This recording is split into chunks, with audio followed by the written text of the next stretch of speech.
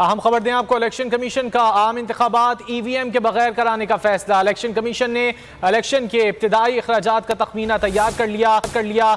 47 अरब 41 करोड़ से जायद अखराजात आएंगे। इब्तिदाई तखमीना ये लगाया गया है। तखमीने में इलेक्ट्रॉनिक वोटिंग मशीन के अखराजात को शामिल नहीं किया गया। तफसीलात जान लेते हैं बोल न्यूज़ के नुमाइंदे अकील अहमद से। अकील, मजीद क्या तफसीलात हैं?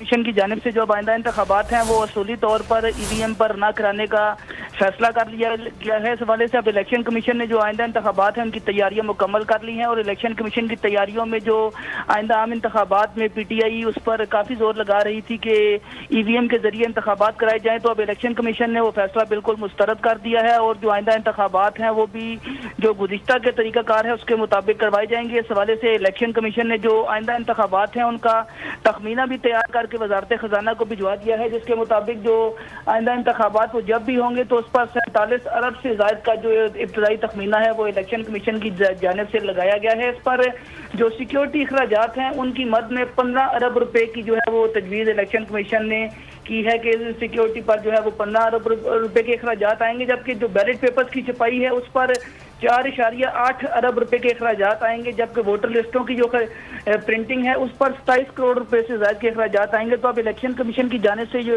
इब्तदाई तखमीना है इलेक्शंस का वो वजारत खजाना को भिजवा दिया गया है और वफाकी हुकूमत ने इस हवाले से इलेक्शन कमीशन को यकीन दहानी कराई है कि उनको तमाम अखराजात दिए जाएंगे और इस हवाले से वफाकी हुकूमत की जानिब से वजारत जो खजाना है उनको हिदायत जारी कर दी है कि इलेक्शन कमीशन को इस हवाले से जब भी उनको जरूरत पड़े तो फंड जारी किए जाएं। जी, इलेक्शन कमीशन ऑफ पाकिस्तान ने आम इंतखाबात EVM के बगैर कराने का फैसला किया है। बहुत शुक्रिया अकील अहमद, आपने इस हवाले से आगाह किया।